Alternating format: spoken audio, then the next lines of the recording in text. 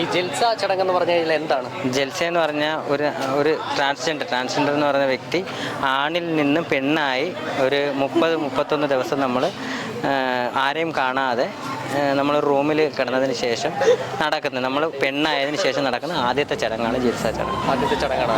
ഇപ്പോൾ കൊല്ലത്ത് ആദ്യമായിട്ടുള്ള ചടങ്ങ് അല്ല, കൊല്ലത്ത് ആദ്യമായിട്ടല്ല, കൊല്ലം പരിവാറിൻ്റെ ആദ്യമായിട്ടുള്ള ചടങ്ങാണ്.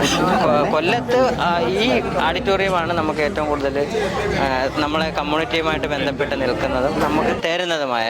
കമ്മ്യൂണിറ്റി ആരാണ്? ഞാൻ ഈ കമ്മ്യൂണിറ്റിയിൽ ഒരു നായിക് എന്ന് പറയും. ഹിജ്റ കൾച്ചർ നമ്മൾ അത്ര ഫോളോ ചെയ്യുന്നില്ലെങ്കിലും നമ്മൾ ഇവരെ എല്ലാം ഒരു ഗ്രൂപ്പായിട്ട് നിർത്തുന്നതിൻ്റെ തലപ്പത്തിരിക്കുന്ന ഒരാൾ, അത്രയും മതി. നമ്മൾ അങ്ങനെയൊക്കെ പറയുമ്പം വേറെ ഏതോ ഒരു സംസ്ഥാനത്തെ ഇതായിപ്പോൾ നമ്മൾ ഈ ഇവിടെ കൊല്ലത്തുള്ള കുറച്ച് ട്രാൻസ്ജെൻഡേഴ്സ് അവരുടെ മുകളിൽ അവരുടെ കാര്യങ്ങളൊക്കെ ശ്രദ്ധിച്ച് അവരുടെ അമ്മ മക്കൾ ബന്ധത്തിലൂടെ ജീവിക്കുന്ന ഒരു വ്യക്തിയാണ്. അതായത് തലമൂത്ത ആൾ. ഞങ്ങളുടെയൊക്കെ അമ്മ സ്ഥാനത്ത് വരും. അപ്പൊ ആ അമ്മയുടെ ഒരു മോളുടെ ചടങ്ങാണ് ഇന്ന്. അപ്പൊ നമ്മളൊരു ആൺകുട്ടിയിൽ നിന്നും പെണ്ണായി മാറുന്ന ഒരു ചടങ്ങാണ്. അപ്പൊ നമ്മളൊരു കുട്ടി ജനിക്കുന്ന അതേ ശുശ്രൂഷയിൽ ഒരു പെൺകുട്ടി ജനിക്കുന്നതിൽ ഒരു ആൺകുട്ടി മരിച്ചിട്ട് ഒരു പെൺകുട്ടി ജനിക്കുന്നതാണ് നമ്മുടെ ഹിജ്റ കൾച്ചറിൽ ഒരിത്. ഒരു ആൺകുട്ടി പോയി ഒരു പെൺകുട്ടി വന്നു എന്നുള്ളതിന്റെ ആ ഒരു ചടങ്ങാണ്. ഈ ചടങ്ങ് ഏകദേശം എത്ര സമയത്തോളം നീണ്ടു നിൽക്കും? നമ്മൾ സാധാരണ ഒരു 11 മണിക്കാണ് സ്റ്റാർട്ട് ചെയ്യുക. കാര്യം എന്ന് പറഞ്ഞാൽ നമ്മൾ 12 മണിയോട് ചേർന്നിട്ട് വേണം നമ്മളത് ചടങ്ങുകൾ തുടങ്ങി വെക്കുക. അതെന്ന് പറഞ്ഞാൽ നമ്മൾ കുളിപ്പിച്ചിട്ട് അതിനുശേഷം കടലിൽ കൊണ്ടുപോയി പാല് ഒഴിച്ച് നമ്മൾ കൊണ്ടുവന്ന് അവളെ സുന്ദരിയായിട്ട് ഒരുക്കി കണ്ണാടിയിൽ മാതേനം കാണിക്കുന്ന ഒരു ചടങ്ങാണ്. ഇങ്ങനെ ഒരു ആണിൽ നിന്നൊരു പെൺ രൂപമാറ്റം എത്ര നാളത്തെ ഒരു? അത് കുറേ നാളത്തെ പ്രോസസ്സാണ്. നമ്മൾ ഇറങ്ങിയ സമയം മുതൽ കൗൺസിലിങ്ങുകളുണ്ട് ഡോക്ടേഴ്സിൻ്റെ, പിന്നെ നമ്മൾ ഹോർമോൺ ട്രീറ്റ്മെൻറ്റുകളുണ്ട്, ലേസർ ട്രീറ്റ്മെൻറ്റുകളുണ്ട്.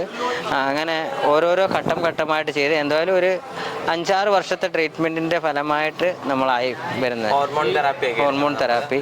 ഇപ്പം നിങ്ങളെല്ലാം പൂർണ്ണമായിട്ട് എല്ലാവരും ഫീമെയിലായിട്ട് നിൽക്കുന്നവരാണ്. പേരെന്ന് പറയാം? അതിഥി. എന്താണ് പേര്? ദക്ഷ, ആർദ്ര. വേറെ എന്തെങ്കിലും പ്രൊഫഷണൽ എന്ത് ചെയ്യുന്നു? വേറെ ഡാൻസ് ടീച്ചേഴ്സ് ആണ്. പിന്നെ ഞാൻ മേക്കപ്പ് ആർട്ടിസ്റ്റാണ്. മേക്കപ്പ് എന്ന് ബ്രൈഡൽ മേക്കപ്പ് അല്ല, നോർമൽ മേക്കപ്പ് ആർട്ടിസ്റ്റാണ്. ബ്രൈഡൽ ചെയ്യുന്നുണ്ട്, കുറച്ച് മാത്രമേ ചെയ്യുന്നുള്ളൂ. പിന്നെ കൈത്തൊഴിൽ, നമ്മള് തയ്യല് അങ്ങനെയുള്ള കൈത്തൊഴിലുകളുണ്ട്. തയ്യല് അങ്ങനെയുള്ളതൊക്കെ. ഞാൻ വിചാരിച്ച് കൈപ്പണികളുണ്ട്. അപ്പോൾ ഇത് ഈ പ്രോസസ്സ് എന്ന് പറഞ്ഞാൽ 3-4 വർഷത്തെ ഒരു പ്രോസസ്സ്. ഈ ചെലവുകൾ സാമ്പത്തികം ഉണ്ടല്ലോ. ഇപ്പോൾ ഒരാള് ഒരു രൂപമാറ്റം വരുമ്പോൾ എത്ര രൂപയോളം ഏകദേശം ചെലവ് വരും? ഇതിന് എന്തെങ്കിലും സഹായങ്ങൾ എന്തെങ്കിലും ഒക്കെ കിട്ടുന്നുണ്ടോ? എങ്ങനെയാണ്? സഹായങ്ങളുണ്ട്. സഹായങ്ങൾ സർക്കാരിൽ നിന്ന് നമുക്ക് റീഫണ്ടായിട്ട് ധനസഹായം ഉണ്ട്. ലിമിറ്റേഷൻ ഉണ്ട്. നമ്മളുടെ ഹോസ്പിറ്റലിനെ ഡിപ്പെൻഡ് ചെയ്തിട്ടാണ് എമൗണ്ടുകൾ വരുന്നത്. പിന്നെ നമ്മൾ ചെയ്യുന്ന സർജറികൾക്ക് ഓരോ ഡിഫറൻസ് ഉണ്ട്. SR സർജറി ഉണ്ട്, വജനപ്ലാസ്റ്റി ഉണ്ട്, ഷേപ്പ് സർജറി ഉണ്ട്. അങ്ങനെ സർജറികളെ ഡിപ്പെൻഡ് ചെയ്തിട്ടിരിക്കും എമൗണ്ട്. പിന്നെ ഹോസ്പിറ്റലിൽ ഡോക്ടർമാരുടെ എക്സ്പീരിയൻസ്, പിന്നെ നമുക്ക് ഈ സർജറിക്കകത്ത് ഓരോ ഫെസിലിറ്റീസ് ഉണ്ട്. അപ്പൊ അതിനെയൊക്കെ പറഞ്ഞു കഴിഞ്ഞാൽ ഒരു പെൺകുഞ്ഞ് ജനിക്കുന്നതിനെക്കാട്ടി ചെലവാണ് ഈ ഒരു പെണ്ണിലേക്കുള്ള രൂപമാറ്റത്തിലേക്ക് പോകുന്നത് അല്ലേ? നല്ല ഫെസിലിറ്റിയിലൊക്കെ വരുന്ന സർജറിക്ക് 6 ലക്ഷം 5 ലക്ഷം രൂപ മിനിമം വേണം. പിന്നെ ജൽസ ചടങ്ങിന് ഒരു 2 രൂപയ്ക്ക് അടുത്താവും. ഈ ഒരു ഫംഗ്ഷന് ഒരു പെണ്ണിന്റെ കല്യാണം പോലൊക്കെ വരുന്ന അതുപോലെ അതിന് കൂടുതലായിട്ട് വരും ചിലവ്. സർജറിക്കൊക്കെ നല്ല കോസ്റ്റ് വരും. പക്ഷേ ഗവൺമെന്റിൽ നിന്ന് നമുക്കൊരു ഫിക്സഡ് റീഫണ്ടേ ഉള്ളൂ. 5 lakhs rupees തന്നു കഴിഞ്ഞാൽ നമ്മൾ ബ്രസ്റ്റ് വെക്കുന്നതും അതിലായിരിക്കണം, താഴെ നമ്മൾ ഡൗൺ സർജറി ചെയ്യുന്നതും സെയിം റേറ്റിലായിരിക്കണം. ഇതിൽ കൂടുതലായി കഴിഞ്ഞാൽ പിന്നെ നമുക്ക് അത് റീഫണ്ട് കിട്ടത്തില്ല, നമ്മളുടെ കയ്യിൽ നിന്നായിരിക്കണം. പിന്നെ തൊഴിലില്ലാത്തവർ നമുക്ക് പിന്നെ ജോലി സാധ്യതകൾ കുറവാണ്. തൊഴിലൊന്നും ഇല്ലാതെ വേറെ പല തൊഴിലുകളും ലൈംഗിക തൊഴിലുകളിൽ വരെ പോകേണ്ടി ഒരവസ്ഥ വരാറുണ്ട്. നമുക്ക് സെക്സ് വർക്ക് പോലുള്ള തൊഴിലുകളും ചെയ്യേണ്ടി വരാറുണ്ട്. എന്താണെന്ന് വെച്ചാൽ ഞങ്ങളുടെ കൊല്ലം പരിവാറിൽ, കൊല്ലം ജില്ലയിൽ ഇവിടെ നമ്മുടെ പോലുള്ള കുട്ടിയുടെ സർജറി ആയിരുന്നു. അതിനോടനുബന്ധിച്ചുള്ള ജൽസ ചടങ്ങാണ് ഇവിടെ നടക്കുന്നത്. ഈ ജൽസ ചടങ്ങിൽ 40 ദിവസത്തെ ചടങ്ങ് കഴിഞ്ഞിട്ട് ഇന്ന് ആ കുട്ടിയുടെ പൂർണ്ണമായും പെണ്ണാവുന്ന ഒരു ഫംഗ്ഷനാണ് ഇന്ന് ഇവിടെ നടക്കുന്നത്. ഈ ഫംഗ്ഷനിൽ നമ്മളെ ട്രാൻസ്ജെൻഡേഴ്സ്, നമ്മളെ പരിവാർ എന്ന് പറയുമ്പോൾ നമ്മളൊരു കൂട്ടായ്മയാണ്, അമ്മ മകൾ ബന്ധം. അങ്ങനെ നമ്മളെല്ലാവരും കൂട്ടായിട്ട് നിന്നു. ആ കുട്ടിയെ പാലുകുത്തുക എന്ന് പറഞ്ഞാൽ നമുക്ക് അവർക്ക് പച്ച ഡ്രസ്സൊക്കെ ഇട്ട് നമ്മൾ കടലിൽ പോകും. ഇനിയൊരു ഫംഗ്ഷനുണ്ട്. അപ്പോൾ ഈ ഫംഗ്ഷനൊക്കെ കഴിഞ്ഞ് വന്ന് അവൾ പൂർണ്ണമായിട്ട് മാതയുടെ മുന്നിൽ, നമ്മുടെ മാത എന്ന് പറയുമ്പോൾ സന്തോഷ് മാതയാണ്, ഈ സന്തോഷ് മാതയുടെ മുന്നിൽ പൂർണ്ണമായിട്ട് പെണ്ണായിട്ട് വന്നു അവളുടെ പുതിയ ജീവിതത്തിലേക്ക് കാലെടുത്ത് വെക്കുന്ന നിമിഷമാണ്. അപ്പോൾ ആ ഒരു ഫംഗ്ഷനിൽ ഞങ്ങളെല്ലാവരും ഒരുമിച്ച് കൂടി ഈ ഒരു സന്തോഷവേള ആഘോഷിക്കുകയാണ്. സന്തോഷി മാതയുടെ മുന്നിൽ നമ്മൾ സർജറി ചെയ്തവരെന്നോ സർജറി ചെയ്യാത്തവരെന്നോ ഒന്നുമില്ല. ഇപ്പോൾ സർജറി ചെയ്യുന്നവരുടേതായിട്ടുള്ള ഫംഗ്ഷനാണ് ഇപ്പോൾ ഇവിടെ നടക്കുന്നത്. ഞങ്ങൾക്ക് ഇവിടെ ഈ ഫംഗ്ഷനിൽ ഒത്തുകൂടാനും ഇങ്ങനൊരു കാര്യങ്ങൾക്ക് പങ്കെടുക്കാനും പറ്റുന്ന ഏറ്റവും വലിയൊരു സന്തോഷവും ഭാഗ്യവുമാണ് ഞങ്ങൾ കരുതുന്നത്.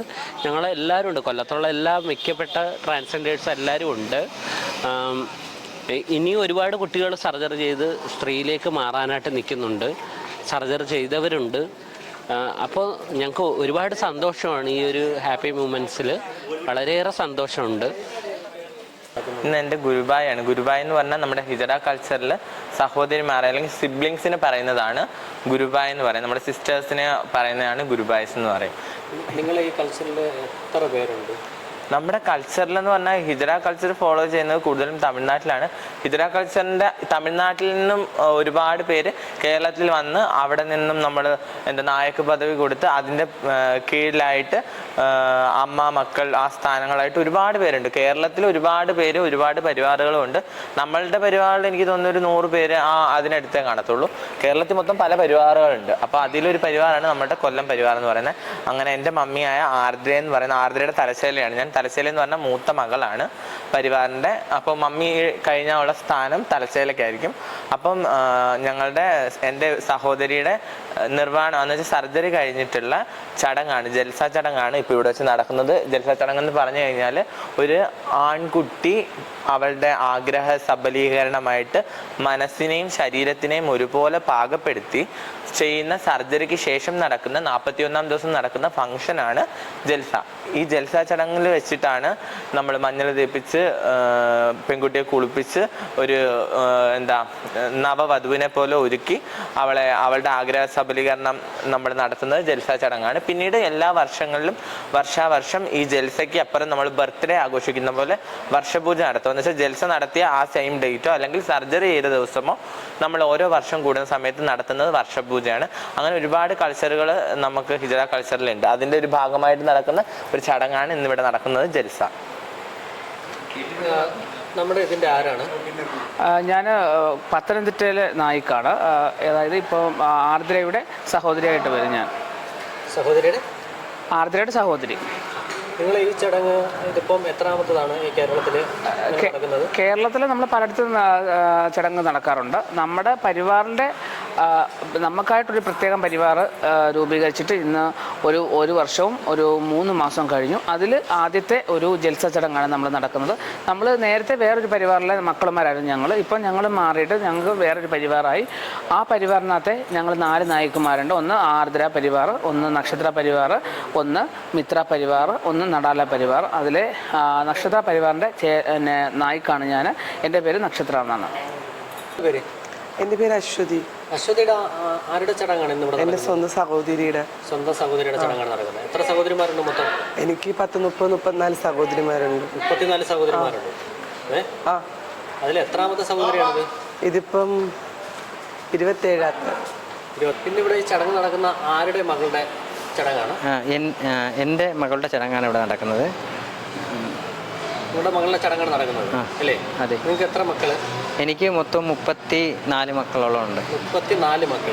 ഇപ്പം ഇന്നത്തെ ദിവസം 34 മക്കളെന്ന് പറയുന്നത് നമ്മൾ ഹിജറ കൾച്ചർ എന്ന് പറയുന്ന മക്കളെ നമ്മൾ ദത്തെടുക്കുക. നമുക്ക് പുറത്ത് പോയിട്ട് നമുക്ക് ദത്തെടുക്കാൻ കഴിയില്ല. അത് കാരണം നമ്മളെ കമ്മ്യൂണിറ്റിയിൽ വെച്ചിട്ട് നമുക്ക് ഒരു കൾച്ചർ പോലെ എടുത്തിട്ട് അതിനകത്ത് നമ്മൾ ഓരോരുത്തരെ ചേർത്ത് നമ്മളെ കൂടെ തന്നെ നിർത്തുക. അവരെല്ലാം നിങ്ങളുടെ മക്കളായിട്ടും ചെറുമക്കളായിട്ടും അങ്ങനെ ഉണ്ട്. കുറേ മക്കൾ, ആൺമക്കൾ, പെൺമക്കൾ അങ്ങനെ ദത്തെടുത്ത് നമ്മളെ കൂടെ നിർത്തുക. അത് തന്നെ.